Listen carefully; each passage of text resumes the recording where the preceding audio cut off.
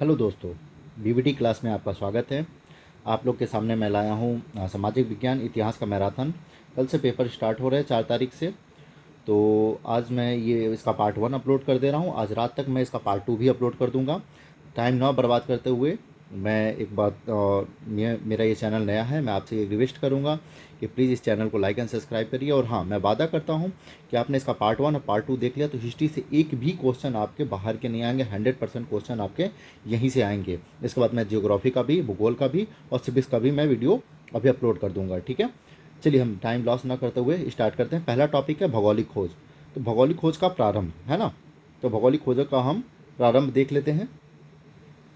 तो पहला टॉपिक जो है वो है मेरा क्या है, भौगोलिक खोज। देखिए, भौगोलिक खोजों का प्रारंभ स्पेन स्पेन और पुर्तगाल से हुआ। अगर आपसे क्वेश्चन पूछा जाता है कि भौगोलिक खोजों का प्रारंभ कहाँ से हुआ, तो स्पेन और पुर्तगाल, यानी जितने भी लगभग लगभग खोज हुए हैं, या तो वहाँ पे आपको देखने को मिलेगा कि या तो वो स्पेन का नाविक है या तो पुर्तगाल का नाविक है। भारत की खोज वास्को डिगामा ने 1498 ईस्वी में किया। भारत में उसका स्वागत कालीकट के राजा जमोरिन ने केरल के कालीकट बंदरगाह पे किया। ठीक है, आपको ये याद रखना है भारत की खोज किसने किया, वास्को डिगामा ने। किस सन में किया, 1498 ईस्वी में। वास्को डिगामा सबसे पहले कहाँ आया, तो केरल के कालीकट बंदरगाह पे आया। वहाँ पे उसका स्वागत कौन किया, कालीकट के राजा जमोरिन ने किया। इतना बात आपको ध्यान रखना है। एक बात और आपको ध्यान रखना है, मैं आगे वो बता दूंगा, आगे वो रिटर्न फॉर्म में भी आपको मिल जाएगा कि डिगामा को भारत के बारे में कहाँ से पता चला। तो भारत के बारे में उसको साउथ अफ्रीका से पता चला। गुजरात का एक अब्दुल मजीद करके व्यापारी था जो गुजरात भारत का था, जो साउथ अफ्रीका में ट्रेडिंग किया करता था। तो उससे जब वास्को डिगामा की मुलाकात होती है तो उसने बताया कि भारत एक ऐसा देश है और भारत के बारे में बताया, और बाद में वास्को डिगामा ने भारत की खोज की। ठीक है, आगे बढ़ते हैं।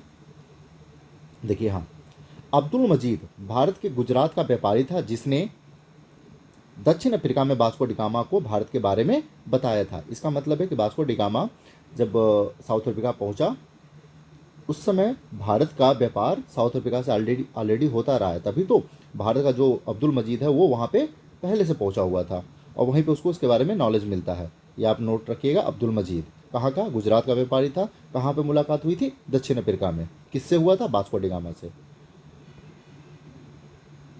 जब तक भारत की खोज नहीं हुई थी तब तक कुस्तूनिया के रास्ते यूरोपियन एशिया में व्यापार करते थे। यानी भारत की खोज नहीं हुई थी, यानी भारत यूरोपियन मार्केट से नहीं जुड़ा हुआ था। तब तक क्या होता था कि एशिया में मार्केट होता था, बट एशिया के भारत में मार्केट नहीं होता था। तो किस रास्ते वो करते थे, कुस्तूनिया के रास्ते। कुस्तूनिया के रास्ते वो ट्रेडिंग किया करते थे यूरोपवासी। बाद में कुस्तूनिया पे तुर्कों ने अपना कब्जा जमा लिया, और कब्जा जमाने के बाद वहाँ पे इतने ज़्यादा टैक्सेस वसूलने लगे कि इनको सोचना पड़ गया कि नहीं, हमें एक नया रास्ता ढूंढना पड़ेगा। और बाद में वास्को डिगामा के थ्रू भारत की खोज हुई और कोलंबस के थ्रू अमेरिका की खोज हुई। बाकी बहुत सारे खोज हैं, वो आगे हम देखते हैं। ठीक है, वास्को डिगामा द्वारा भारत में से ले गए वस्तुओं को यूरोपियन बाजार में कितने परसेंट मुनाफे पर बेचा जाता था, तो 26 गुना मुनाफे पर उसे बेचा जाता था। यह भी बहुत इंपॉर्टेंट पॉइंट है, इसको भी नोट कर लीजिएगा कि वास्को डिगामा द्वारा भारत से ले गए वस्तुओं का यूरोपियन बाजारों में 26 गुना मुनाफे पर बेचा गया। 1453 में तुर्कों ने कुछ कुछ तो कुस्तूनिया पर अपने अधिकार नहीं, इसको कुछ हटा दीजिएगा। ठीक है, 1453 में तुर्कों ने कुस्तूनिया को अपने अधिकार में ले लिया। यानी कि ये कुस्तूनिया वही रास्ता था, एरिया था जिसके रास्ते यूरोपियन एशिया में मार्केट किया करते थे, ट्रेडिंग किया करते थे। बाद में तुर्कों ने उसको अपने कब्जे में ले लिया। अगला टॉपिक है अमेरिका की खोज कोलंबस ने 1492 में। अमेरिका की खोज किसने किया, कोलंबस ने। किस सन में, 1492। इंडिया की खोज वास्को डिगामा 1498। अमेरिका की खोज कोलंबस ने 1492 ईस्वी में किया। उसके बाद अमेरिगो वेस्पूची ने अमेरिका का विस्तार पूर्वक खोज किया, जिसकी वजह से अमेरिका का नाम अमेरिका पड़ा।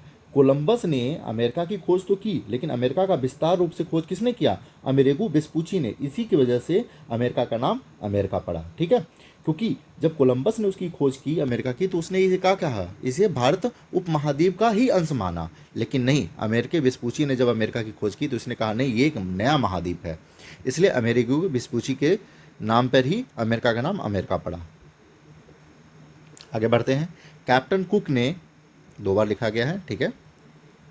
कैप्टन कुक ने ऑस्ट्रेलिया और न्यूजीलैंड की खोज की। ये भी इंपॉर्टेंट पॉइंट है, आप लोग नोट कर लीजिएगा। ऑस्ट्रेलिया और न्यूजीलैंड की खोज किसने की?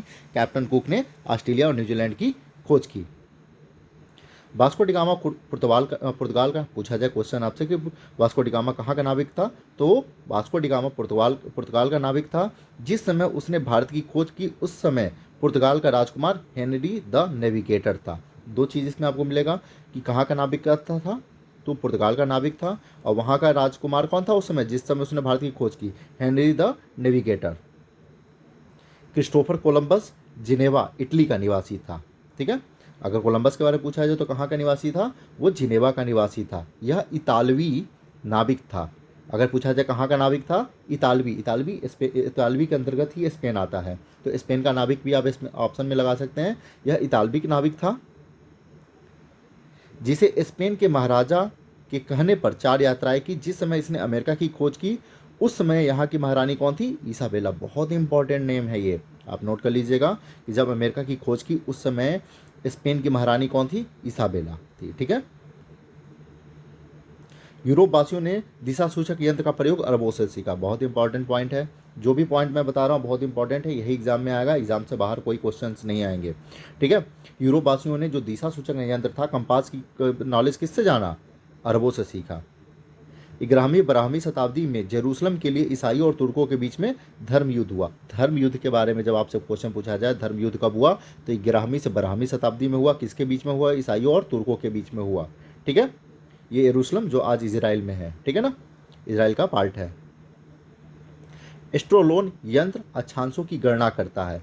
एस्ट्रोलोन यंत्र के बारे में पूछा, ये क्या करता है? तो अक्षांशों की गणना करता है। इसको भी नोट डाउन कर लीजिएगा, बहुत इंपॉर्टेंट क्वेश्चन है ये। आगे बढ़ते हैं। इटालियन जहाजी 2 टाइम्स फिर से हो गया ये। इटालियन जहाजी मार्को पोलो ने चीन की खोज की। अगर पूछा जाए मार्को पोलो ने किसकी खोज की, तो चीन की खोज की। ठीक है, मार्को पोलो ने विजयनगर साम्राज्य की समृद्धि एवं चीन के शासक कुबेल खान के दरबार के वैभव का वर्णन अपने यात्रा वृत्तांत में किया। ये क्वेश्चन पूछा जाता है कि किसने विजयनगर साम्राज्य की समृद्धि एवं चीन के शासक कुबेल खान के दरबार के वैभव का वर्णन अपने यात्रा वृत्तांत में किया। किसने किया? मार्को पोलो ने, जिसने चाइना की खोज की थी।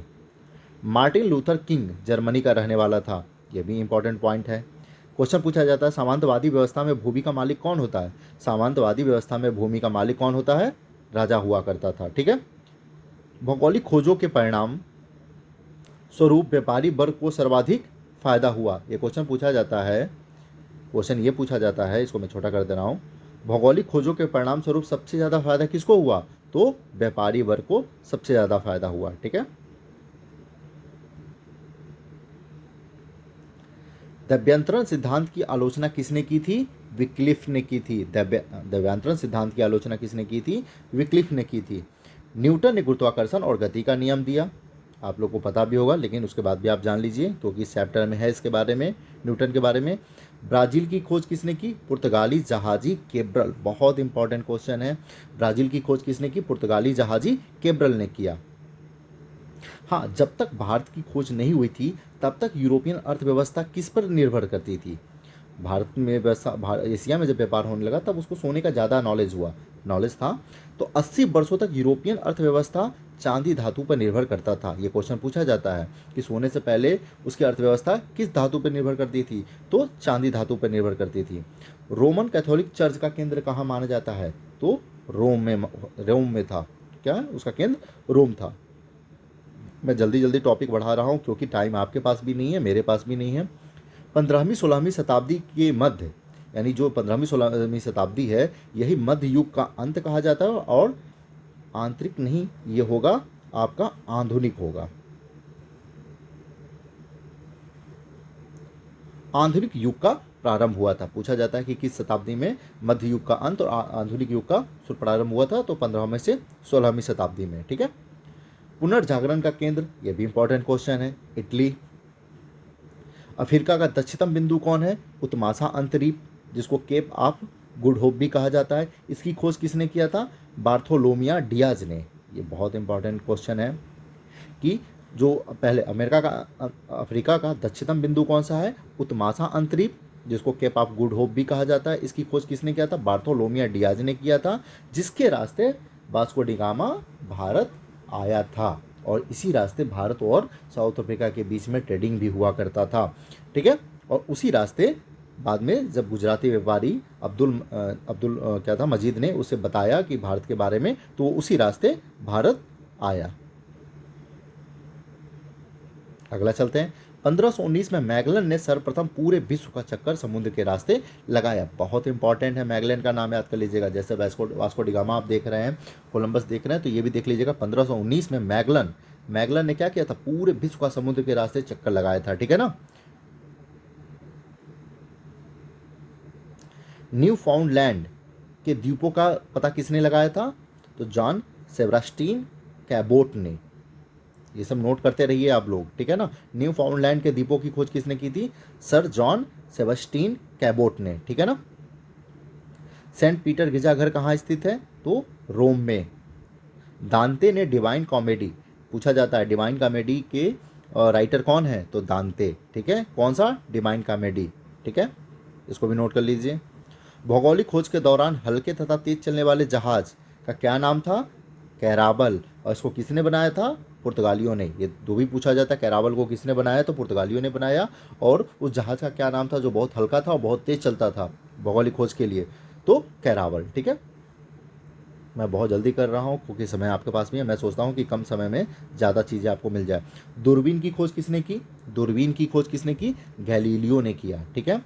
5वीं से 15वीं शताब्दी को अंधकार युग का अवधि माना जाता है। अब मैं एक्सप्लेनेशन नहीं करूंगा ज़्यादा क्योंकि नहीं टाइम है आपके पास, लेकिन तभी अंधकार युग इसलिए, किसी भी देश का अंधकार युग वही होता है जब आप ढोंग और क्या कहते हैं, काला जादू, इन सब चीज़ों पे जब बिलीव करने लगते हैं, आप साइंस की तरफ नहीं जाते हैं, से 15वीं शताब्दी को अंधकार युग कहा जाता है। क्योंकि उसमें देखिए साइंस पे जब आधारित नहीं होते हैं, हम ढोंग पिशाच ये सब चीज़ें काला जादू पे बिलीव करते हैं, तो उसको अंधकार युग कहते हैं, ठीक है ना। फिर आगे बढ़ते हैं। पुर्तगाल अटलांटिक महासागर और स्पेन अटलांटिक महासागर एवं भूमध्य सागर के पास स्थित है। पूछा जाता है पुर्तगाल कहाँ स्थित है, तो अटलांटिक महासागर के पास स्थित है। स्पेन कहाँ है, तो अटलांटिक महासागर एवं भूमध्य सागर के पास स्थित है, ठीक है। दास व्यापार का सबसे बड़ा केंद्र क्या था, लिप्सन था, ठीक है। ये याद रखिएगा, दास व्यापार का सबसे बड़ा केंद्र लिप्सन था, ठीक है। आते हैं अब दूसरा टॉपिक हमारा क्या है, अमेरिका की क्रांति। अमेरिका की क्रांति को देख लेते हैं। देखिए मैं बहुत लंबा वीडियो नहीं बनाऊंगा, मैं चाहता हूँ जितना शॉर्ट में आप पढ़ लें और जितना ज़्यादा क्वेश्चन अटेम्प्ट कर लें वही मेरे लिए बहुत बड़ा अचीवमेंट होगा, ठीक है। अमेरिका की, अब अमेरिका में देख लेते हैं। अमेरिका पहला ये होगा, अमेरिका की खोज किसने की, कोलंबस ने किया। कब किया, 1492। इंडिया की खोज किसने किया, वास्को डिगामा ने किया। कब किया, 1498 में किया, ठीक है।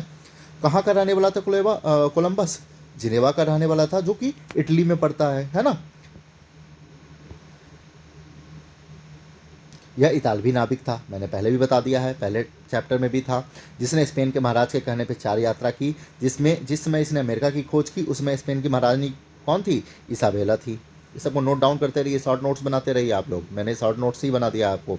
1789 में सर्वप्रथम लिखित संविधान अमेरिका में लागू हुआ। यानी पूछा जाए कि वर्ल्ड का सबसे पहला लिखित संविधान कहाँ लागू हुआ, तो अमेरिका में। कब लागू हुआ, 1789 में। अमेरिका को आधुनिक गणतंत्र की जननी भी कही जाती है। यानी सबसे पहले गणतंत्र कहाँ लागू हुआ था, अमेरिका में लागू हुआ था, इसलिए अमेरिका को सबसे पहले आधुनिक गणतंत्र की जननी भी कहा जाता है।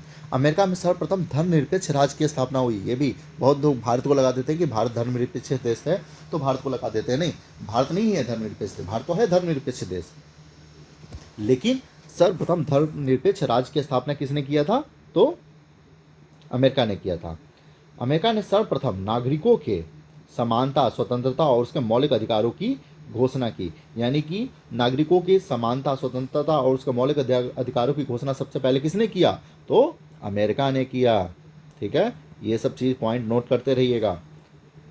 नेक्स्ट टॉपिक है, नेक्स्ट पॉइंट है, जेफरसन ने अमेरिका की स्वतंत्रता का घोषणा पत्र तैयार किया। क्वेश्चन पूछा जाता है अमेरिका के घोषणा पत्र किसने किया, आप देखिएगा क्वेश्चंस जो भी होंगे। जेफरसन, तो उसका ऑप्शन होगा जेफरसन। जेफरसन ने अमेरिका का घोषणा पत्र तैयार किया था।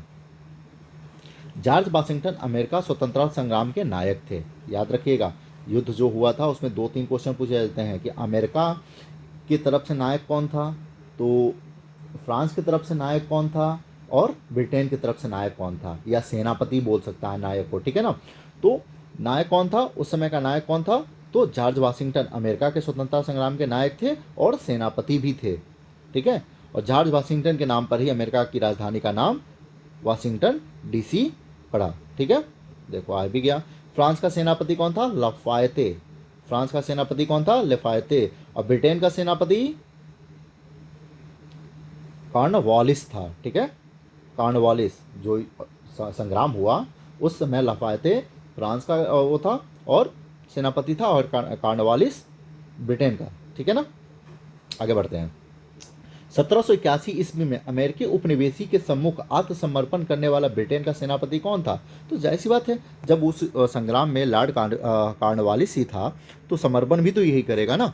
तो ये नाम याद रख लीजिएगा, सेनापति भी यही था, इसी ने समर्पण भी किया था। और फ्रांस का कौन था? लफायते था, ठीक है ना। और अमेरिका की तरफ से कौन था? तो अमेरिका की तरफ से वाशिंगटन, है ना।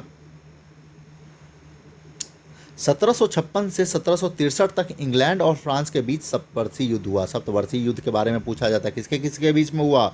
इंग्लैंड और फ्रांस के बीच में हुआ। कब हुआ? 1756 से 1763 के बीच में हुआ था, ठीक है ना। और जीत किसकी हुई थी? इसमें इंग्लैंड की जीत हुई थी और फ्रांस की हार हुई थी। इसी वजह से पूछा भी जाता है कि जब अमेरिकी स्वतंत्रता संग्राम या क्रांति हुआ तो उसमें किस देश ने अमेरिका का साथ दिया? तो किसने दिया था? फ्रांस ने, और स्पेन ने भी दिया था। क्यों? स्पेन भी हारा हुआ था किससे? इंग्लैंड से। और फ्रांस भी हारा हुआ था, क्योंकि अमेरिका पे सबसे पहले उपनिवेश स्थापित करने का श्रेय अगर किसी को जाता है तो वो श्रेय जाता है किसको? स्पेन को। तो स्पेन को पहले इंग्लैंड ने हराया। फ्रांस का उपनिवेश था, उसको भी इंग्लैंड ने हराकर अपने कब्जे में ले लिया। तो दोनों लोग बदला लेने के लिए अमेरिका के उस क्रांति में अमेरिका का सहयोग किए, ठीक है ना।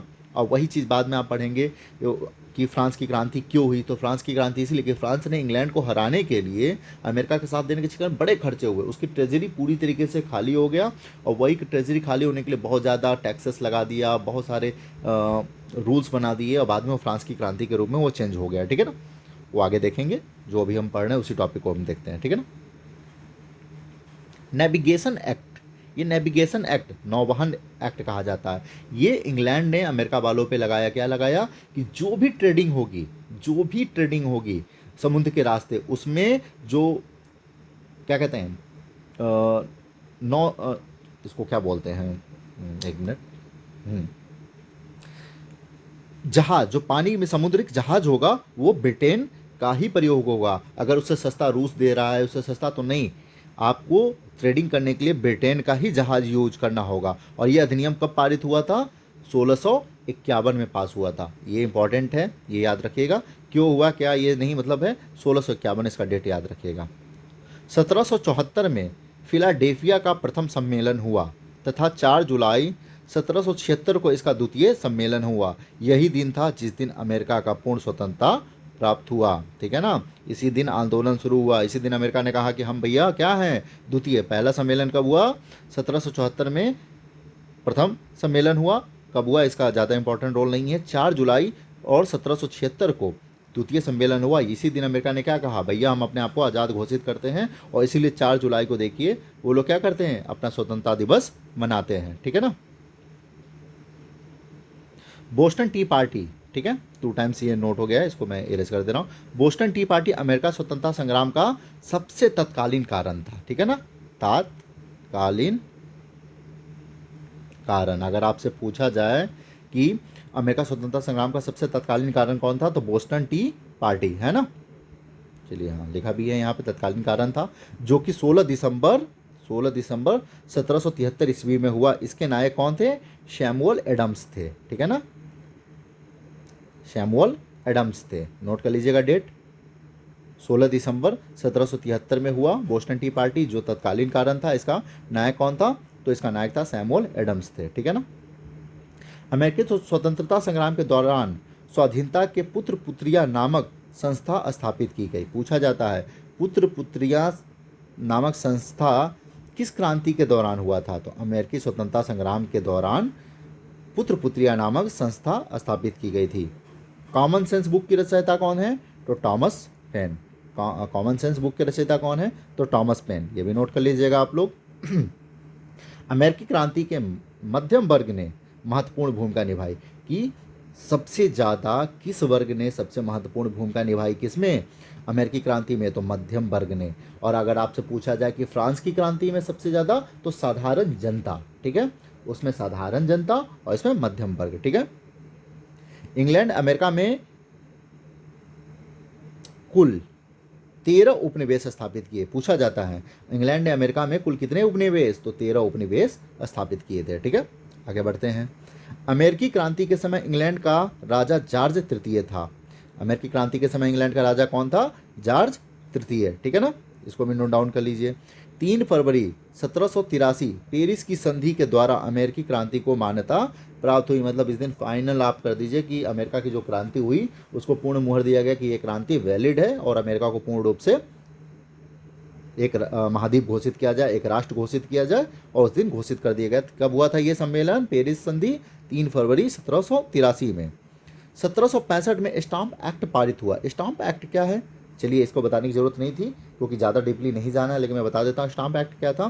कि इस दिन ब्रिटेन का जो प्रधानमंत्री ग्रेनविले था उसने क्या कहा अमेरिका में, यानी जो भी दस्तावेज खरीद होगा, बेच होगा, जो भी दस्तावेज लगेंगे, ज़मीनें खरीदी जाएगी, बेची जाएगा, उस पर ब्रिटेन संसद द्वारा अनुमति किया गया, माने ब्रिटेन संसद ही उसको क्या करेगा? मुहर देगा, उसको पारित करेगा, और उस पर टैक्सेस लगा दिया। सबसे इंपॉर्टेंट है कि उसने क्या किया? कागज कलम जितने भी खरीद होगा उस सब पे क्या हुआ? उसके कागज पे टैक्सेस लगा दिया उस दिन। इसी को बोलते हैं 1765 में। तो इसमें 2 क्वेश्चन पूछा जाता है। 1700 कब ये हुआ स्टाम्प एक्ट? 1765 में। उस समय प्रधानमंत्री कौन था? ब्रिटेन का प्रधानमंत्री ग्रेनविले, क्योंकि इसी की अध्यक्षता में लगाया गया था, ठीक है ना, और पारित किया गया, संसद के द्वारा ही पारित होता, लेकिन उसने लगाया। अमेरिका पर सर्वप्रथम स्पेन ने, देखिए मैंने पहले बताया था ना, स्पेन ने अपना उपनिवेश स्थापित किया था, ये नहीं कि ब्रिटेन ने। भारत में भी देखिए ब्रिटेन पहले नहीं आया था, बाद में ही आया था, वो आगे पढ़ेंगे भारत में कब आया था। लेकिन अगर पूछा जाए अमेरिका में सबसे पहले अपना उपनिवेश किसने स्थापित किया, तो स्पेन ने किया। बाद में इंग्लैंड एवं स्पेन के मध्य 1588 में भीषण नौसैनिक युद्ध हुआ जिसमें स्पेन की हार हुई। इसी के साथ ब्रिटिश नौसैनिक की विशिष्टता की स्थापना हुई। इंग्लैंड इसको हरा दिया, है ना, और उधर किसको हरा दिया था? उसके बाद फ्रांस को हरा दिया। यानी पूरी तरीके से किसका पावर उस पर आ गया? पावर में आ गया कौन? इंग्लैंड। इंग्लैंड का ही उपनिवेश बचा बेचारा स्पेन का।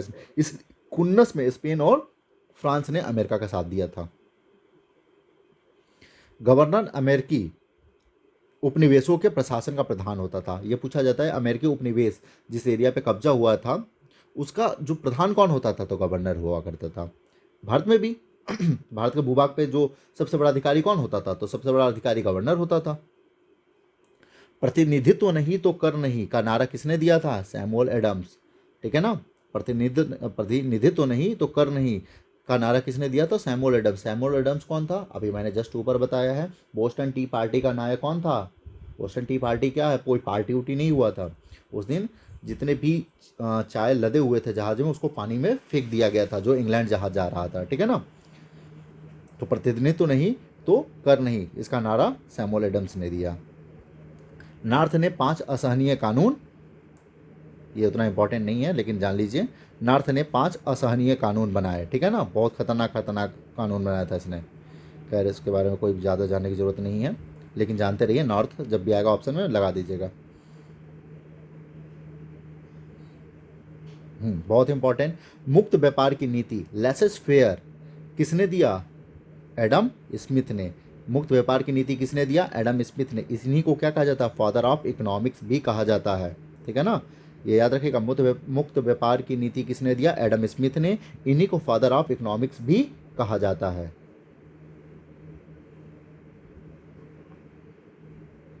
आगे बढ़ते हैं। 18 अप्रैल 1775 में अमेरिकी स्वतंत्रता संग्राम का पहला युद्ध हुआ। यह युद्ध लेक्सिंगटन में हुआ था। यह भी बहुत इंपॉर्टेंट है। पहला युद्ध अमेरिका में कब हुआ? स्वतंत्रता संग्राम का। जैसे 1857 की क्रांति पढ़ते हैं वैसे समझिए अमेरिका में पहला क्रांति कब हुआ? 18 अप्रैल 1775 में, ठीक है ना। 74 में क्या हुआ था? पहला सम्मेलन हुआ था इनका, ठीक है। और 76 में इन्होंने अपने आप को आज़ाद घोषित कर दिया और 75 में पहला युद्ध लड़ा था, ठीक है ना। ये याद रखिएगा। जॉर्ज तृतीय के व्यक्तिगत शासन नीति के कारण उपनिवेशवासियों में आक्रोश जगा। पूछा जाता है कि किस नीति के द्वारा उपनिवेशवासियों में आक्रोश जगा, तो व्यक्तिगत शासन, यानी कि सारा शासन सत्ता अपने ही हाथ में रखना चाहता था, पूरा रूल रेगुलेशन खुद ही चलाना चाहता था वो। अमेरिकी उपनिवेशवासी ईसाई धर्म के प्यूरिटन संप्रदाय को मानते थे, है ना। एक कैथोलिक होता था और प्यूरिटन होता था, सॉरी प्रोटेस्टेंट होता था और प्यूरिटन। तो अमेरिका उपनिवेशी जो ईसाई वाले थे वो कौन थे? प्यूरिटन संप्रदाय को मानते थे। आयरलैंड को आयरिश फ्री स्टेट भी कहा गया। पूछा जाता है आयरिश फ्री स्टेट किसे कहा जाता है? तो आयरलैंड को कहा जाता है। 1782 ईस्वी में आयरलैंड की संसद को स्वतंत्र स्थान प्राप्त हुआ था। 1782 में आयरलैंड की संसद को स्वतंत्र स्थान प्राप्त हुआ था। पेरिस सम्मेलन से पहले ही इसको मिल गया था। पेरिस सम्मेलन कब हुआ था? तो 1783 में, है ना। और 82 में ही इसको स्वतंत्र स्थान प्राप्त हो गया था। अमेरिका को न्यू वर्ल्ड भी कहा जाता है। अमेरिका को न्यू वर्ल्ड भी, न्यू वर्ल्ड की संज्ञा किस देश को दी जाती है? तो अमेरिका को दी जाती है। पूछा जाता है क्यूनेक एक्ट किस देश के लिए पारित किया गया था? तो कनाडा के लिए, ठीक है ना। ये याद रखिए, क्यूनेक एक्ट कनाडा के लिए। लोकतंत्र जनता का जनता द्वारा, 2 टाइम्स फिर ये राइट हो गया है, ठीक है। लोकतंत्र जनता का जनता द्वारा जनता के लिए शासन है। यह किसने कहा था ये कथन? तो ये कथन किसने कहा था? ये कथन अब्राहम लिंकन ने कहा था। जनता द्वारा जनता के लिए जनता का शासन। अब देख लेते हैं थोड़ा अब्राहम लिंकन के बारे में। अब्राहम लिंकन की हत्या कब हुई? 1865 में, 14 अप्रैल 1865 में।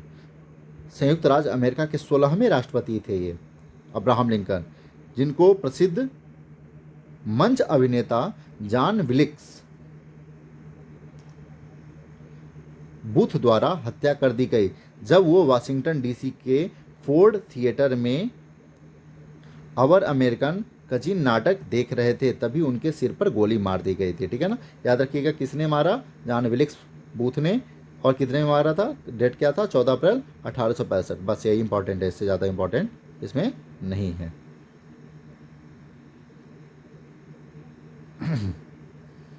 अगला क्या है? बेंजामिन फ्रैंकलिन को फादर ऑफ सिविक्स कहा जाता है। पूछा जाए कि फादर ऑफ सिविक्स किसको कहा जाता है? तो बेंजामिन फ्रैंकलिन को, ठीक है ना। प्रोफेसर पोलार्ड ने कहा फ्रांस की पराजय ने अमेरिकी वासियों को स्वतंत्रता की इच्छा को भड़काया। तो पोलार्ड जो पूछा जाता है, फ्रांस की पराजय ने अमेरिकी वासियों के अंदर स्वतंत्रता की इच्छा भड़काया, ये किसने कहा? तो ये किसने कहा था? प्रोफेसर पोलार्ड ने। अगर फ्रांस ना हारता ना अमेरिका के अंदर ये होता कि अरे ठीक है अब लड़ाई लड़नी चाहिए, तो ये चीज़ें नहीं होती, ठीक है। फ्रांस की राजधानी पेरिस, रूस की राजधानी मॉस्को, जर्मनी की राजधानी बर्लिन, है ना। ये चीज़ें नोट डाउन कर लीजिएगा। यहाँ पे आपका अमेरिकन क्रांति समाप्त होता है। इससे ऊपर कोई भी क्वेश्चंस नहीं आएंगे, इसको नोट डाउन कर लीजिए, ठीक है। आगे बढ़ते हैं हम लोग। फ्रांस की क्रांति। फ्रांस की क्रांति कब हुई थी? 1789 ईस्वी में हुआ था। फ्रांस की क्रांति के समय वहाँ का राजा कौन था? लुई 16वां था। नोट करते रहिएगा। फ्रांस की क्रांति कब हुई थी? 1789 ईस्वी में हुआ था। फ्रांस की क्रांति के समय वहाँ का राजा कौन था? लुई 16वां था, जिसको फांसी 21 जनवरी 1793 में दे दिया गया था। वेस्टिल फोर्ट का पतन कब हुआ था? वेस्टिल फोर्ट एक क्या था? एक किला था जिसमें जेल था। उस जेल को सब लोग तोड़ दिए। उसी दिन इस आंदोलन की शुरुआत भी मानी जाती है। कब हुई थी? 14 जुलाई 1789 में। इसलिए कहा जाता है वो क्रांति कब हुई? 1789 में। उसका शुरुआत यहीं वेस्टिल फोर्ट को सब तोड़ करके वहाँ जेल में से जितने भी कैदियों थे उन कैदियों को छोड़वा दे। ज़्यादा कैदी नहीं थे, 7 कैदी थे गिन करके, ठीक है ना। और उसका पत्थरों को लेकर के मार्केट में बेचते थे कि अरे हमने राजा को हराया। वो सब आप जब पढ़ेंगे पूरा डीपली तब होगा। बस याद रखिए वेस्टिल फोर्ट का पतन कब हुआ था? 14 जुलाई 1789 में। स्टेट जनरल की मीटिंग कब बुलाई गई थी? 5 जुलाई 1789 को स्टेट जनरल की मीटिंग बुलाई गई थी। कितने वर्षों वर्ष? 75 नहीं था, 175 वर्ष बाद। इससे पहले 175 वर्षों तक कभी भी स्टेट जनरल की मीटिंग बुलाई ही नहीं गई थी। अब क्यों बुलाई? क्योंकि इनकी ट्रेजरी क्या हो गई थी? खाली हो गई थी। किसकी? लुई 16वें की। तो भैया बुलाना ही पड़ेगा, है ना। नेशनल असेंबली में 27 अगस्त 1789 में मानव एवं नागरिकों के अधिकारों की घोषणा की। ये डेट आप एकदम याद रखिएगा, ठीक है ना। कि किसमें? नेशनल असेंबली में 27 अगस्त 1789 में मानव एवं नागरिकों के अधिकारों की घोषणा हुई थी। फ्रांस का समाज 2 बार 2 टाइम्स फिर। फ्रांस का समाज 3 वर्गों में बटा हुआ था। प्रथम स्टेट, सेकंड स्टेट और थर्ड स्टेट। प्रथम स्टेट में कौन आता था? पादरी। सेकंड स्टेट में कौन आता था? कुलीन वर्ग। और थर्ड स्टेट में कौन आता था? वहाँ का जनता और बाकी सब लोग, जितने वकील न्यायाधीश जो भी आएंगे सब थर्ड स्टेट में आएंगे, ठीक है ना। ये चीज़ देख लीजिएगा, तीन समाज में बटा हुआ था, ठीक है ना। शक्ति के पृथक्करण का सिद्धांत किसने दिया था? मॉन्टेस्क्यू ने दिया था, ठीक है ना। किसने दिया था? मॉन्टेस्क्यू ने, ये याद रखिएगा। 100 चूहे की अपेक्षा एक शेर का शासन उत्तम है, यह कथन किसने कहा था? वाल्टेयर ने किया था। और ये क्या था? चर्च का बहुत बड़ा विरोधी था, और फ्रांस की क्रांति में बहुत बड़ा रोल इसका भी रहा, वाल्टेयर का, ठीक है ना। वाल्टेयर 100 चूहे की अपेक्षा एक शेर का शासन उत्तम है, यह कथन कहने वाला वाल्टेयर था, जो कि चर्च का विरोधी था। वाल्टेयर ने एक बुक भी लिखा था, लेटर्स ऑन द इंग्लिश, ठीक है ना, लेटर ऑन इंग्लिश। कानून की आत्मा किसने लिखा था? मॉन्टेस्क्यू ने। यह भी बहुत इंपॉर्टेंट क्वेश्चन है, नोट डाउन कर लीजिए।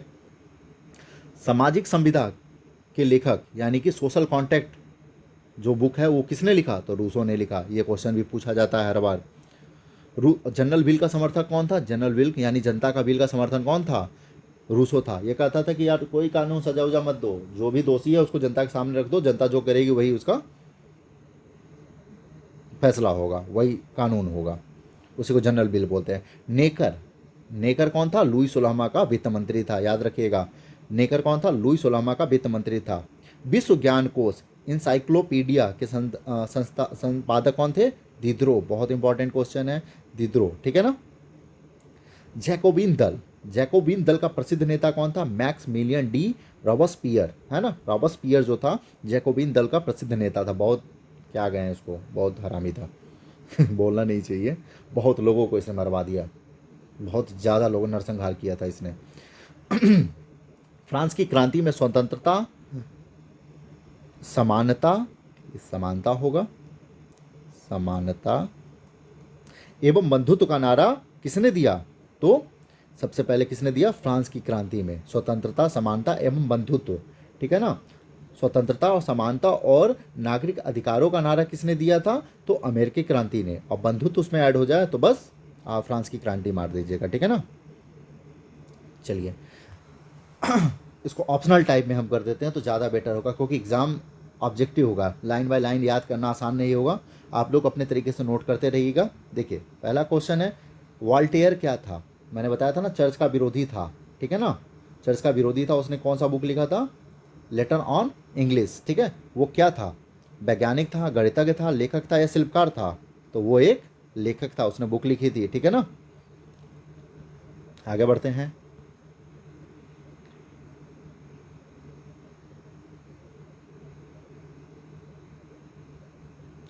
रूसो के किस सिद्धांत का समर्थक था? समाजवाद, जनता की इच्छा, शक्ति का पृथक्करण, निरंकुशता। तो वो जनता की इच्छा, जनरल विल, मैंने बताया था ना, जनरल विल का समर्थक था, है ना। मैंने भी आपको ये बताया है। आगे बढ़ते हैं, है ना।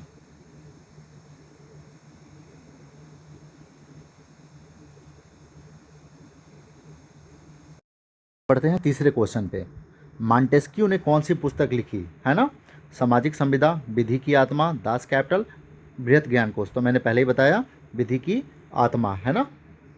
आगे चलते हैं। फ्रांस की राजक्रांति के समय वहाँ का राजा कौन था? मैंने बताया था लुई 16वां, है ना। ये मैंने पहले बताया था, ऊपर ही देखो मैंने बताया है, इसको ध्यान से देखना है आपको। प्रश्न, है ना, कौन सा है? फ्रांस में स्वतंत्रता दिवस कब मनाया जाता है? तो फ्रांस में स्वतंत्रता दिवस 14 जुलाई को। क्यों 14 जुलाई को? क्योंकि इसी दिन फोर्ट को इसने क्या किया था? नस्ते नाबूद कर दिया था। किसको?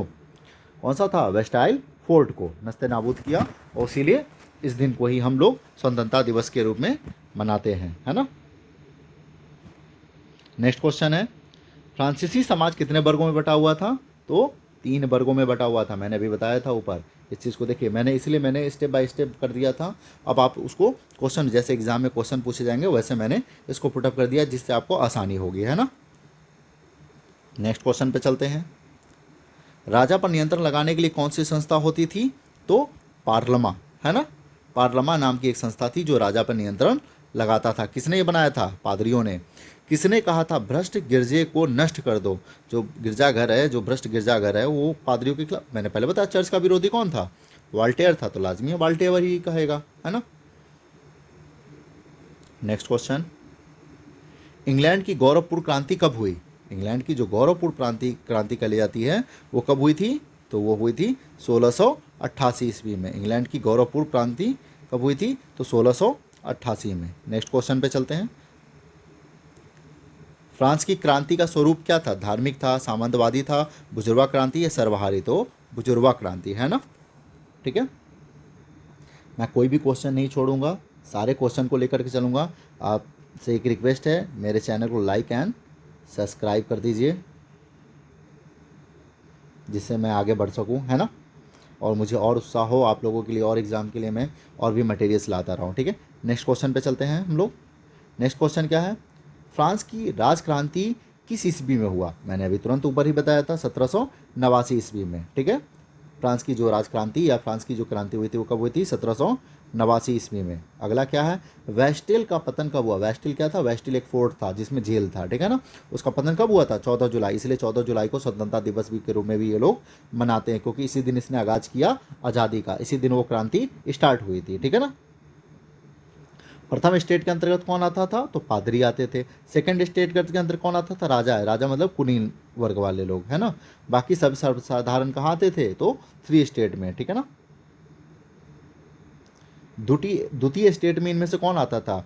पादरी, राजा, कुलीन। सॉरी, 2 ऑप्शन नहीं देना चाहिए था। राजा भी, राजा कुलीन वर्ग में ही आता है, इसलिए कुलीन हो जाएगा, ठीक है। कुलीन में ही राजा भी आता है, ठीक है ना, कुलीन वर्ग का ही, ठीक है। अगला क्वेश्चन देखते हैं।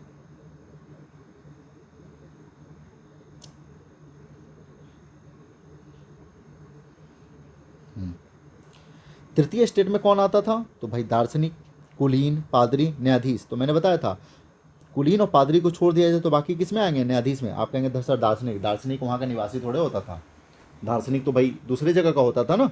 तो न्यायाधीश ऑप्शन में आपका न्यायाधीश हो जाएगा, ठीक है ना।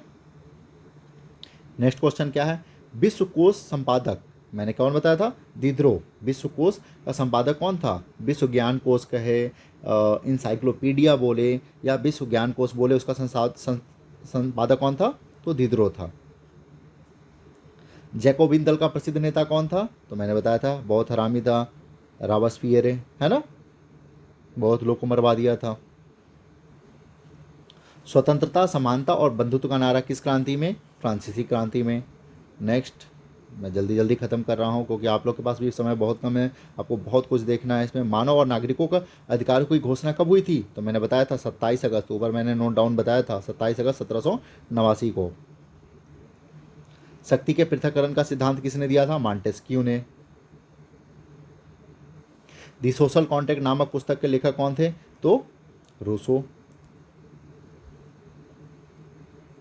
नेशनल असेंबली के लिए मतदान का अधिकार किसको दिया गया? जब नेशनल असेंबली की गठन किया गया तो उसमें सक्रिय नागरिक कौन होते थे? जो टैक्स पेयर होते थे, टैक्स पेयर को ही सक्रिय नागरिक कहा गया है। तो सक्रिय नागरिक वोट दे सकते थे। महिलाओं को अधिकार तो बहुत बाद में मिला था, मुझे लग रहा है 1749 के लमसम मिला था।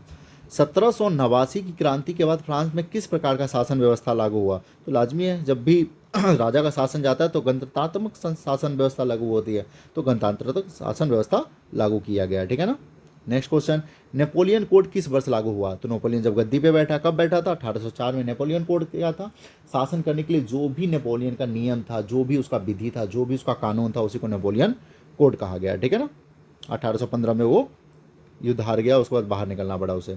किसने कहा था 100 चूहे की अपेक्षा एक सिंह का शासन उत्तम है? मैंने बताया था वॉल्टेयर, जो चर्च का विरोधी था, इसने ही कहा था कि भ्रष्ट चर्चों को नष्ट कर दो, है ना। फ्रांस में सबसे ज़्यादा करों का बोझ किस पर होता था? साधारण जनता पर, क्योंकि भाई फर्स्ट स्टेट सेकंड स्टेट वाले क्या होते थे? कहते हैं बाई बर्थ प्रिविलेज घोषित हो गए थे, उनको टैक्स पे नहीं करना था, ना राजा और ना राजा भी टैक्स पे नहीं करता था, और उसके बाद जो पादरी था वो भी टैक्स पेयर नहीं था। तो भाई पेयर कौन करेगा? तो साधारण जनता ही पे करती थी। सम्राट लुई 16वें को किस सन में फांसी दी गई? तो मैंने बताया था आपको 21 जनवरी कितने 1995, नहीं 21 जनवरी 1993 में उनको फांसी दे दी गई थी, ठीक है ना। मैंने आंसर नीचे लिखा है कि मान लीजिए कभी मुझसे गलत साइन लग गया तो आप नीचे देख लीजिएगा। रूसो की प्रसिद्ध पुस्तक का नाम क्या था? द सोशल कॉन्ट्रैक्ट, सामाजिक संविदा का जो बुक था वो रूसो का था। इसने जनरल बिल का समर्थक भी माना जाता है, ठीक है ना। बास्टिल के किले पर भीड़ ने कब धावा बोला? भैया जिस दिन गिराया है उसी दिन तो धावा बोलेगा, एक दिन थोड़े कि धावा बोलेगा दूसरे दिन गिराएगा, नहीं। 14 जुलाई 1789 के दिन, नहीं सॉरी 4 जुलाई, सॉरी 4 जुलाई, इसलिए मैंने नीचे आंसर लिख लिया था, ठीक है ना।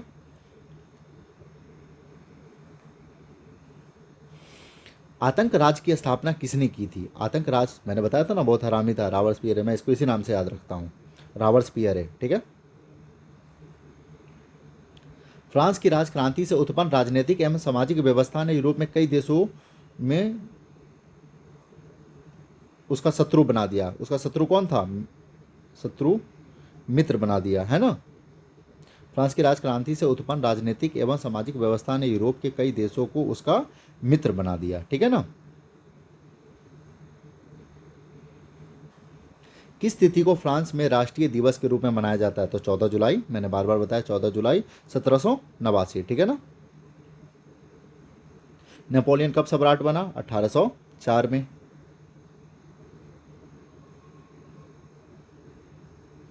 किसने कहा मेरी इच्छा ही कानून है? लुई 16वां नहीं लगाइएगा, लुई 14वां जो उससे पहले राजा था, है ना, उसने कहा मेरी इच्छा ही, इसे लुई 14वां गलत है, ये मैंने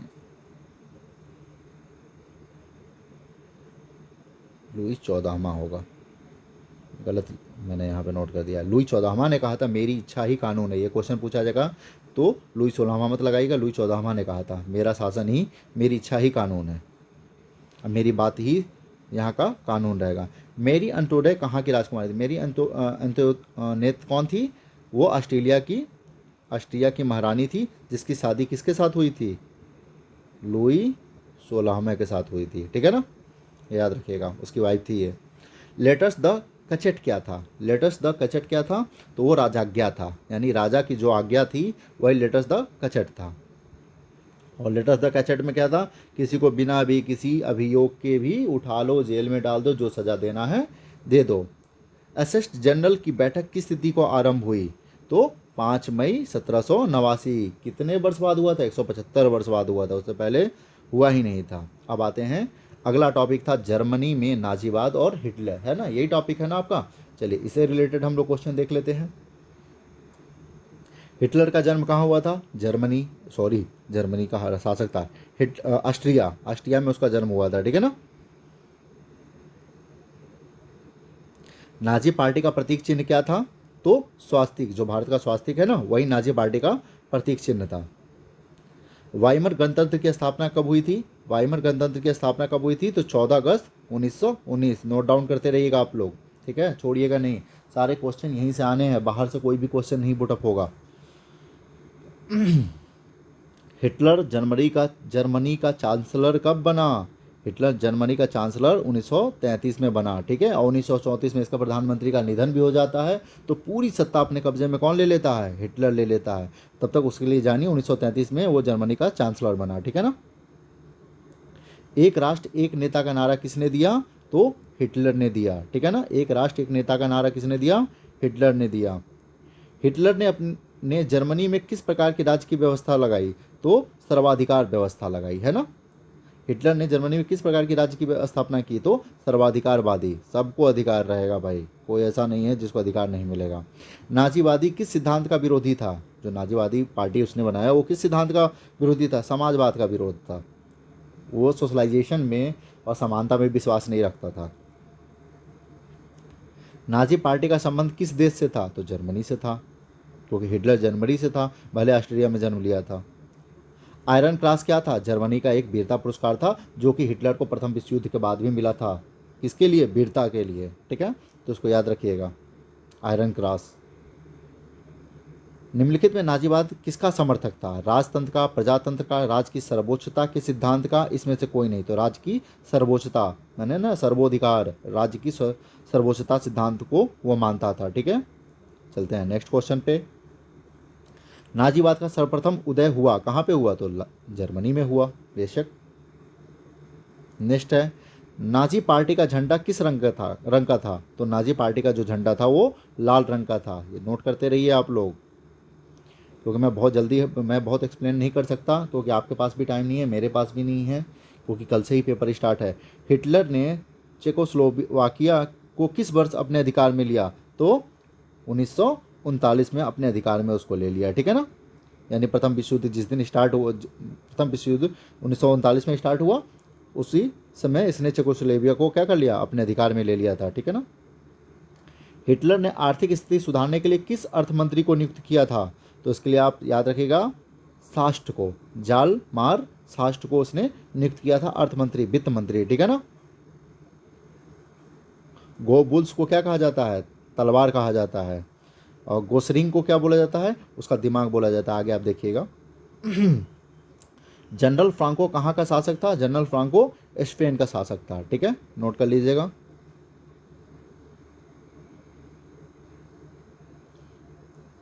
कामिंटन विरोधी समझौता कौन कौन से देशों के बीच में हुआ था? तो जर्मनी, जापान और इटली के बीच में। जर्मनी और जापान और इटली के बीच में कौन सा समझौता हुआ था? कामिंटन विरोधी समझौता, ठीक है ना। Next question. मत भागो भैया, इतना जल्दी तुमको भी लगी हुई है का? ऐसा थोड़े होता है। मीन कैप किसकी रचना है? तो मीन कैप हिटलर ने लिखा था, ठीक है ना। मीन कैप की रचना किसने की थी? हिटलर ने किया था। जर्मनी का प्रमुख औद्योगिक क्षेत्र कौन था? अल्सास लॉरेन, है ना। नहीं, जर्मनी औद्योगिक क्षेत्र अल्सास लॉरेन था, रूट नहीं हो सकता है, इंडस्ट्रियल एरिया। इस क्वेश्चन को एक बार आप लोग देख लीजिएगा। अल्सास लॉरेन था, रूट नहीं था मेरे ख्याल से, क्योंकि इसी को प्रथम विश्व युद्ध के बाद किसको दे दिया गया था? फ्रांस को दे दिया गया था, ठीक है। मैं एक बार चेक कर लेता हूँ। नहीं, सही है, अल्सास लॉरेन नहीं। ये प्रथम विश्व युद्ध के बाद अल्सास लॉरेन को फ्रांस ने अपने कब्जे में ले लिया था। जर्मनी का प्रमुख औद्योगिक क्षेत्र कौन था? रूर ही है। मैंने भी तुरंत अभी नेट पे मैंने चेक कर लिया है, रूर ही सही ऑप्शन है, ठीक है। फिर आगे बढ़ते हैं। जर्मनी की मुद्रा का नाम क्या था? मार्क, है ना। जर्मनी की मुद्रा का क्या नाम था? मार्क। और आगे बढ़ते हैं। चतुर्वर्षीय योजना कब लागू की गई? चतुर्वर्षीय योजना 1936 में लागू की गई, ठीक है। अबिसीनिया युद्ध के बाद कौन कौन से दो राष्ट्र एक दूसरे के काफी करीब आए? तो वो दो देश कौन था? जर्मनी और इटली। इन दोनों की दोस्ती हो जाती है ना। अबिसीनिया युद्ध के बाद दो राष्ट्र, ये बहुत इंपॉर्टेंट क्वेश्चन है, इसको देख लीजिएगा, वेरी वेरी इंपॉर्टेंट क्वेश्चन है। दो देश कौन थे? जर्मनी और हिटलर। जर्मनी ने नवंबर में क्रिमिनल्स नवंबर क्रिमिनल्स किसी किन्हें कहा गया? तो वो कहा गया गणतंत्र के समर्थकों को क्या कहा गया? नवंबर क्रिमिनल्स, ठीक है ना, जो गणतंत्र के समर्थक थे। क्योंकि भाई हिटलर गणतंत्र का समर्थक नहीं था, वो तो सर्वे सर्वा बनना चाहता था, तो उनके समर्थक को उसने क्रिमिनल्स कहा। जर्मन संसद का नाम क्या था? तो जनरल संसद का नाम था रिच स्टॉग, है ना। जो जर्मन संसद था, जर्मनी का जो संसद था, उसका नाम क्या था? रिच स्टॉग, ये याद रखिएगा आप लोग। ऑनर क्रॉस से किन महिलाओं को सम्मानित किया जाता था? ऑनर क्रॉस से विधवा महिलाओं को, अस्पताल में सेवा करने वाली महिलाओं को, अधिक संतान पैदा करने वाली या सैनिक, अधिक संतान पैदा करने वालों को क्या दिया जाता था? ऑनर क्रॉस के सम्मान से सम्मानित किया जाता था। आगे बढ़ते हैं। हिटलर ने पोलैंड पर आक्रमण कब किया? तो बस ये याद रखिएगा, जब सेकेंड वर्ल्ड वॉर स्टार्ट हुआ, पोलैंड पे कब्जा किया, है ना। हिटलर ने पोलैंड पे कब्जा किया 1 सितंबर 1939 को। इसी दिन सेकेंड वर्ल्ड वॉर स्टार्ट हो गया, ठीक है ना, ये याद रखिएगा। कब स्टार्ट हुआ? 1 सितंबर 1939 को स्टार्ट हुआ। चलिए आगे बढ़ते हैं। कितने वर्ष के आयु के बच्चों को जंग वोल्क नामक संस्था में भर्ती कराया जाता था? 10 वर्ष से ऊपर और 14 वर्ष से कम, ठीक है, ये याद रखिएगा, 10 वर्ष से ऊपर और 14 वर्ष से कम। जर्मन युवा संगठन किस वर्ष कायम किया गया था? 1926 में। जर्मन युवा संगठन कब किया गया था? 1926 में। बहुत इंपॉर्टेंट क्वेश्चन है, इसको भूलिएगा नहीं, देख करके जाइएगा। गेस्टापो क्या था? मैं गारंटी देता हूँ, इसको आप देख करके जाइए, आपको आगे पढ़ने की जरूरत नहीं रहेगी। गेस्टापो क्या था? एक गुप्तचर पुलिस दल था। कहाँ का? जर्मनी का।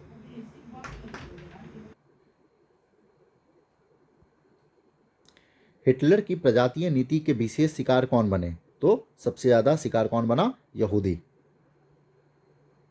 हिटलर का प्रचार मंत्री कौन था? तो गोबेल्स। मैंने बताया था ये कौन था, उसको कहा जाता है जर्मन का तलवार कहा जाता है गोबेल्स को। और जालमार शास्त्र को क्या बनाया गया था? वित्त मंत्री, ये याद रखिएगा, ये था वित्त मंत्री, अर्थशास्त्री था ये।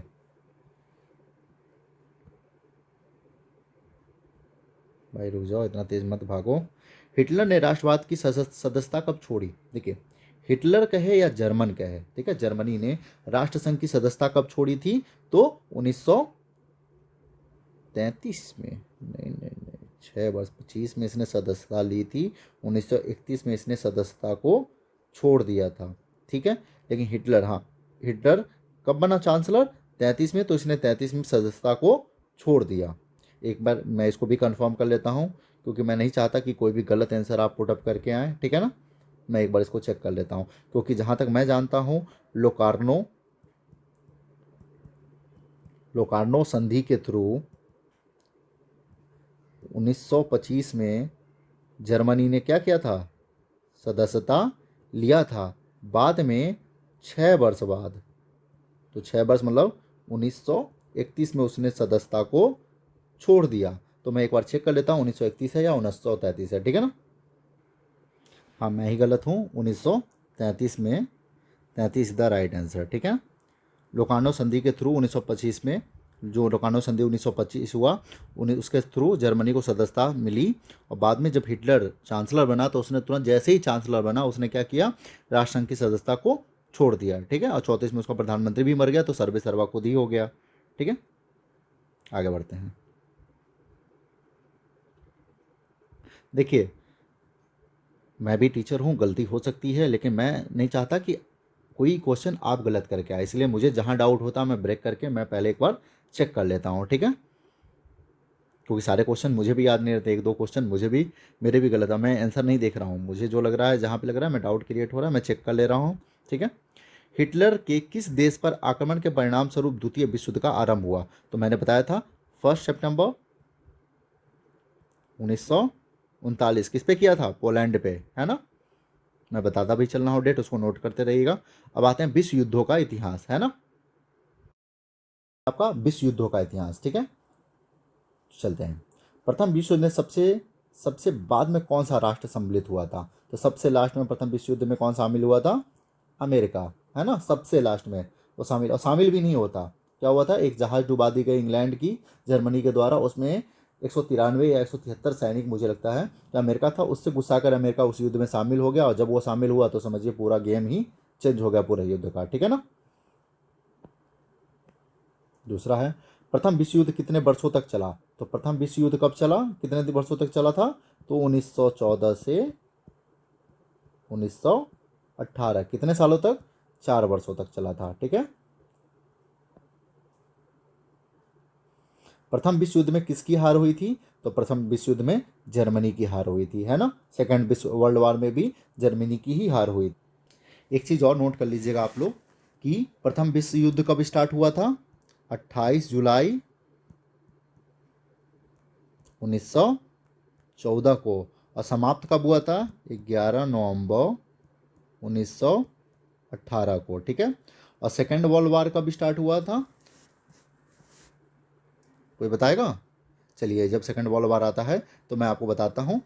1 सितंबर तो आपको पता ही होगा, 1 सितंबर 1939 को स्टार्ट हुआ था। और उसका एंड कब हुआ था?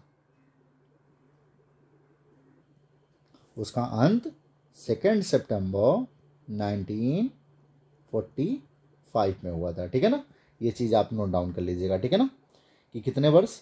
तो 28 जुलाई 1914 को प्रथम विश्व युद्ध स्टार्ट हुआ, 11 नवंबर 1918 को ख़त्म हो गया, 1 सितंबर 1939 को स्टार्ट हुआ सेकेंड वर्ल्ड वॉर, और 2 सितंबर 1945 1945 में इसका अंत हुआ, ठीक है ना। चलिए और आगे बढ़ते हैं। 1917 में ईस्वी में कौन सा देश प्रथम विश्व युद्ध से अलग हो गया? देखिए, 1917 में रूस की क्रांति स्टार्ट हो गई। अब जब भाई किसी के घर में ही युद्ध शुरू हो जाए, तो वो युद्ध में कहाँ से रहेगा? तो रूस उस समय अपने आप को अलग कर लेता है, ठीक है ना। प्रथम बस विश्व युद्ध कब आरंभ हुआ? तो प्रथम विश्व युद्ध 1914 में स्टार्ट हुआ, है ना। कब?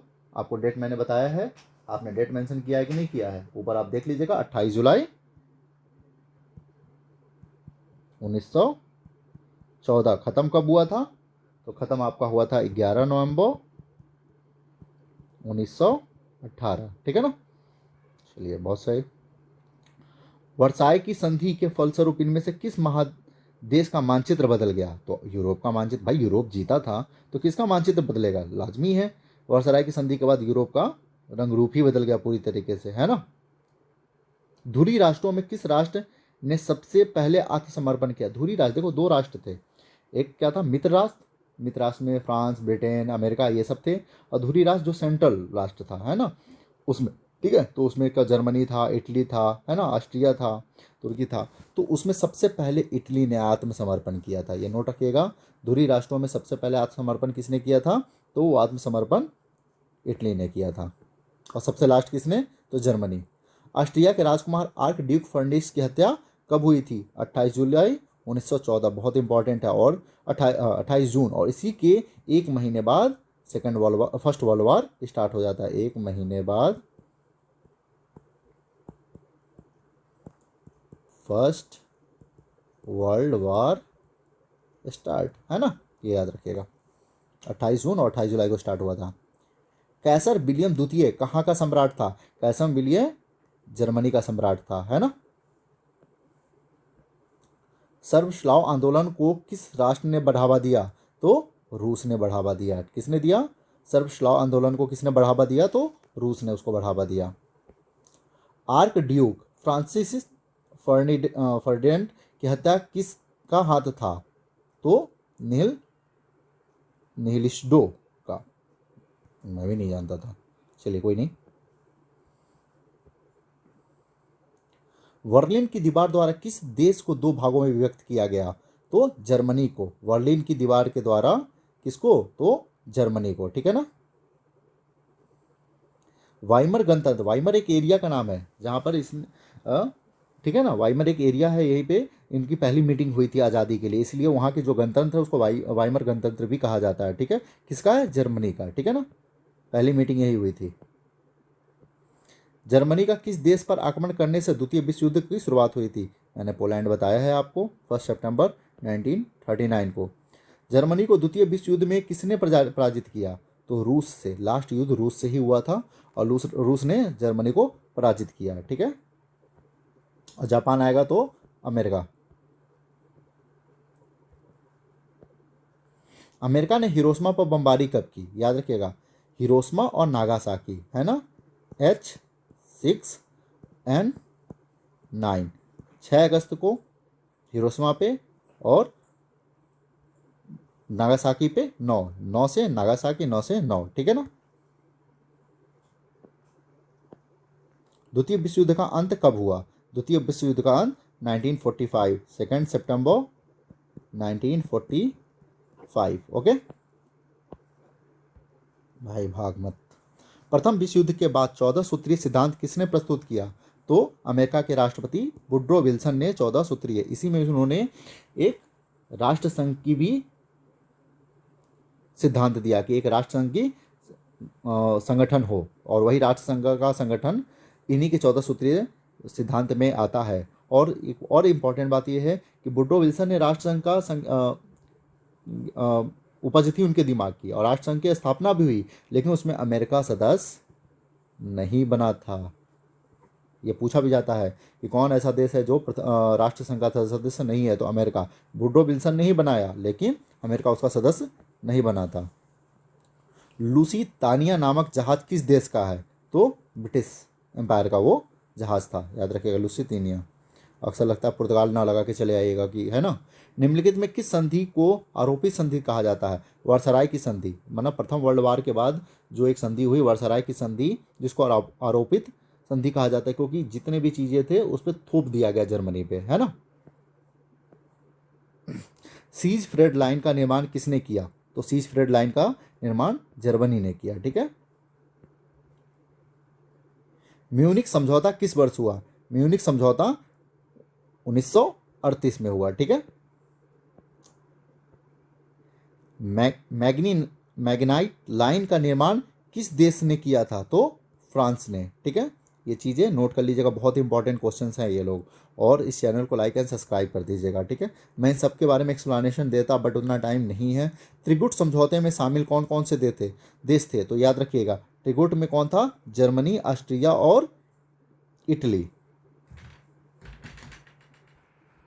और त्रिदेश बोला जाए तो त्रिदेश जब संबंधन आएगा तो उसमें आ जाएगा ब्रिटेन, फ्रांस और अमेरिका, ठीक है। और त्रिकूट समझौते की बात की जाएगी तो जर्मनी, ऑस्ट्रेलिया और इटली, ये बात आप लोग ध्यान रखिएगा, ठीक है।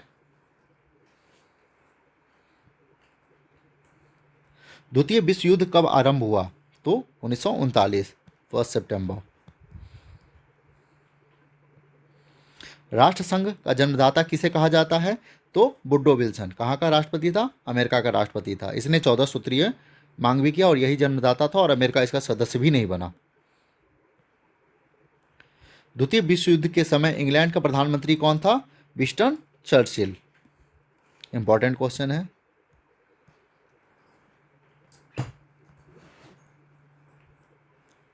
द्वितीय विश्व युद्ध में जर्मनी ने पराजय का श्रेय किस देश को दिया? तो भाई रूस से हारा था तो रूस को ही देगा श्रेय। द्वितीय विश्व युद्ध में जर्मनी के पराजय का श्रेय किस देश को दिया जाता है? रूस से हारा तो रूस को ही दिया जाएगा, सिंपल सी बात है। 1911 में अगादीर संकट के कारण किन देशों के बीच में प्रतिस्पर्धा हुई? इंग्लैंड और जर्मनी के बीच में। लग रहा बहुत पुरानी दुश्मनी थी क्या इन लोग की। पेरिस शांति सम्मेलन कितनी संधियों पेरिस शांति सम्मेलन में कितनी संधियाँ की गई थी? तो टोटल 5 संधियाँ की गई थी। मैं बताता 5 संधियों के बारे में, बट कोई नहीं, जो इंपॉर्टेंट है अभी वही देखिए आप लोग। सुंदर समझौता किन 2 देशों के बीच में होता है? इंग्लैंड और फ्रांस के बीच में हुआ था, ठीक है। द्वितीय विश्व युद्ध में इटली ने किस वर्ष समर्पण किया? सबसे पहले समर्पण किया था, याद रखिएगा, 1944 में सबसे पहले इटली ने ही समर्थन किया था, समर्थन दे दिया था। द्वितीय विश्व युद्ध में कौन सा देश पराजित हुआ? तो जर्मनी। प्रथम में कौन पराजित हुआ? जर्मनी। द्वितीय विश्व युद्ध में पहला एटम बम कहाँ गिराया गया? हिरोशिमा, 6 अगस्त को। नागासाकी पे दूसरा गिराया गया 9 अगस्त को। और 2 सितंबर में सेकेंड वर्ल्ड वॉर खत्म हो गया। प्रथम विश्व युद्ध के बाद कौन सा देश विश्व शक्ति बनकर उभरा? तो अमेरिका, ठीक है। 2 महाशक्तियां बनी, अमेरिका और सोवियत संघ रूस, बट अमेरिका सबसे ज़्यादा पावरफुल बन के आया, है ना, क्योंकि इसके पास एटॉमिक पावर था। इनमें से कौन सी संधि द्वितीय विश्व युद्ध का कारण बनी? वर्साराय की संधि, जो आरोपित संधि, जब जर्मनी पे इतना आरोपित कर दिया गया, जर्मनी को एकदम क्या कहते हैं, बहुत नस्ते नाबूद कर दिया उस संधि ने। जितना युद्ध में उसको लॉस नहीं हुआ, उससे ज़्यादा इस संधि ने, वही संधि के वजह से हिटलर ने बाद में सेकेंड वर्ल्ड वॉर के लिए स्टार्टअप किया।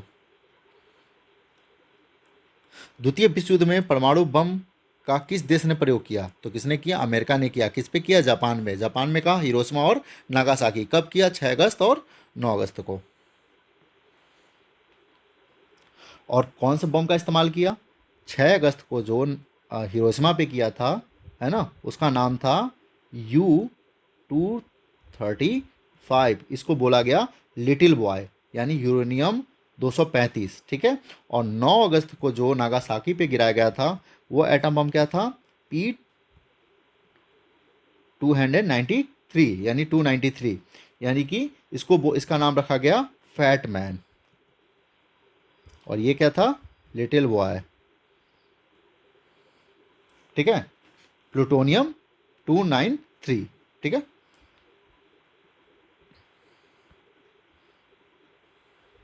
द्वितीय विश्व युद्ध के बाद 2 महान राष्ट्र कौन सा बन के आया? मैंने बताया था संयुक्त राष्ट्र अमेरिका और चीन क्यों मैं लगा रहा हूं भाई, संयुक्त राष्ट्र अमेरिका और सोवियत संघ रूस। मित्र राष्ट्र में कौन राष्ट्र शामिल थे? इंग्लैंड था, फ्रांस था, रूस था, जर्मनी नहीं था। जर्मनी किस में था? धुरी राष्ट्रों में था, है ना, सेंट्रल में था, सेंट्रल राष्ट्र था, ठीक है ना।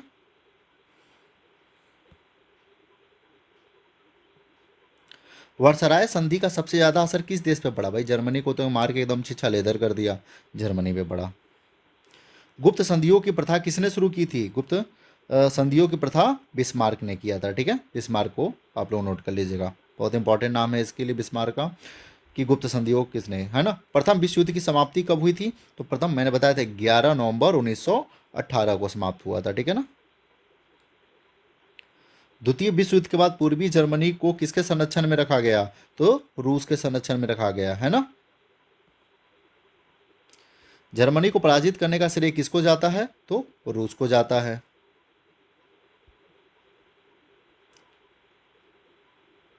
इम्परेटर क्या था? इम्परेटर एक जर्मनी का जहाज था, याद रखिएगा। इम्परेटर क्या था? जर्मनी का एक जहाज था। वर्साराय की संधि कब हुई? 1920 में हुई। कब हुई? 28 जून 1920 में हुई। ठीक है। प्रिंस की हत्या कब हुई थी? 28 जून 1914 में।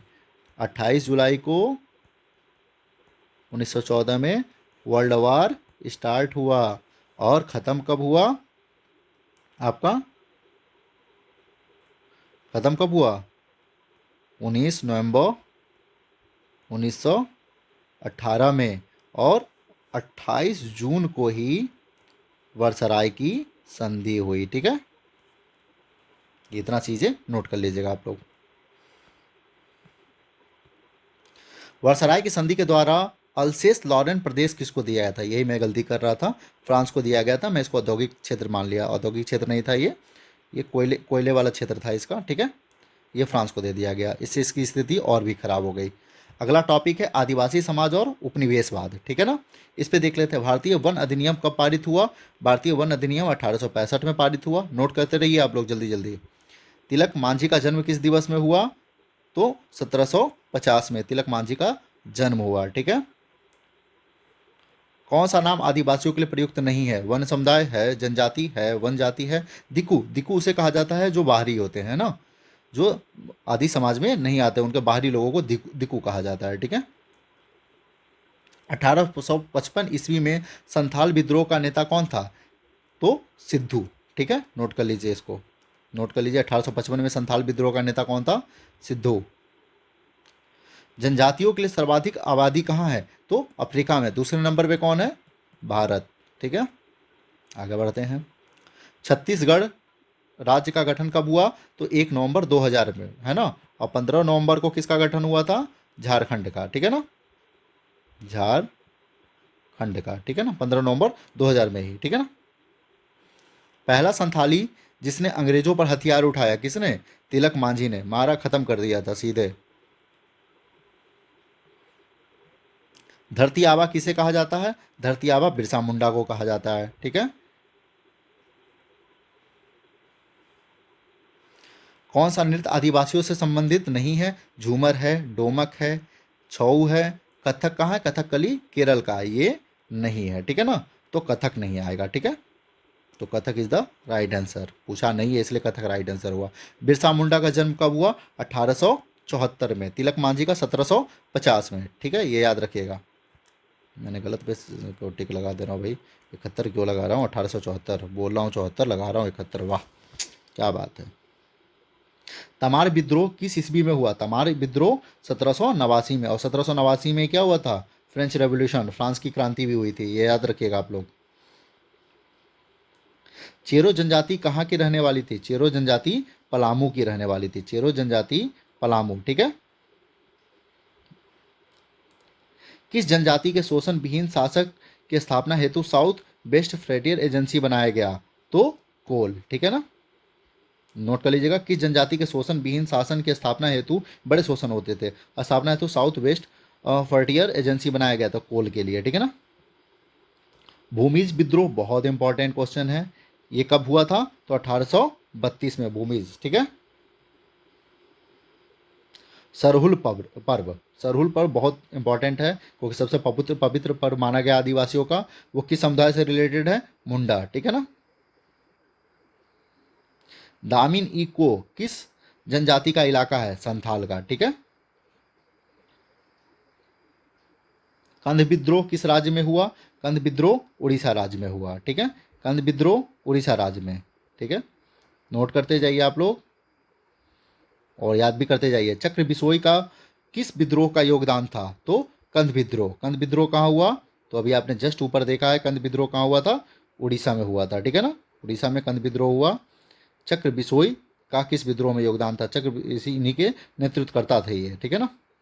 बिरसा मुंडा की मृत्यु 3 फरवरी 1900 में कैसे हुई? तो जेल में इनको हैजा हो गया था। ठीक है ना, अंग्रेजों ने इसको जेल में डाल दिया, बाद में इनको हैजा हो गया, बाद में हैजा होने से इनका डेथ हो गया। ठीक है, भाग मत भाई। हाँ ठीक। चुआर विद्रोह कब शुरू हुआ? चुआर विद्रोह आपका जो शुरू हुआ है वो 1771 में, ठीक है। ये सब आपको रटना पड़ेगा। तिलक मांझी को कब फांसी दी गई? क्योंकि भाई इन्होंने मार दिया था, सीधे गर्दन साफ कर दिया था, तो तिलक मांझी को 1784 में फांसी दे दिया गया, ठीक है। जनजातीय दिक्कू किसे कहते हैं? बाहरी लोगों को, मैंने बताया था आप लोगों को, जो जनजाति नहीं है, गैर आदिवासी को दिक्कू कहा जाता है। मरियाह प्रथा किस प्रजाति का है? तो कंध। कंध कहाँ का है? उड़ीसा का, याद रखिएगा। भारत में निवास करने वाली सबसे बड़ी जनजाति कौन सी है? तो सबसे बड़ी जनजाति भील है, उसके बाद संथाल आएगा, ठीक है ना।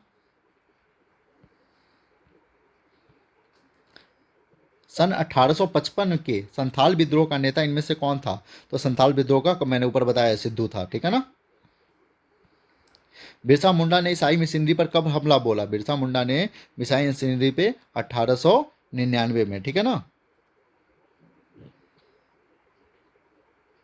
भारतीय संविधान के किस धारा के अंतर्गत आदिवासियों को कमजोर वर्ग बताया गया? तो धारा 342। इसमें माना कि ये लोग कमजोर वर्ग के लोग हैं, इनको आरक्षण मिलना चाहिए, है ना। झारखंड को राज्य का दर्जा मैंने बताया 15 नवंबर 2000 को, है ना, और 1 नवंबर को छत्तीसगढ़ को दर्जा मिला था, ठीक है ना।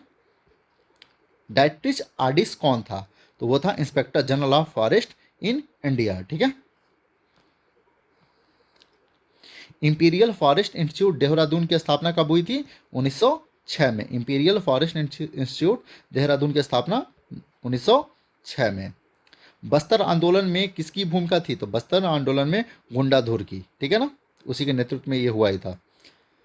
कलेक्टर कलीवलैंड की हत्या किसने की थी? तो तिलक मांझी ने, और उसी की वजह से इनको फांसी पे लटका दिया गया था। बस्तर विद्रोह कब हुआ? 1910 में, ठीक है ना। बस्तर कहाँ है? छत्तीसगढ़ में। सिद्धू और कान्हू किस विद्रोह का नेता थे? तो संथाल विद्रोह के। मैंने ऊपर भी सिद्धू का 2 बार नाम आ चुका है। कोल विद्रोह कब हुआ? तो 1831-32 में, ठीक है ना। विश्व शांति का प्रयास, ठीक है,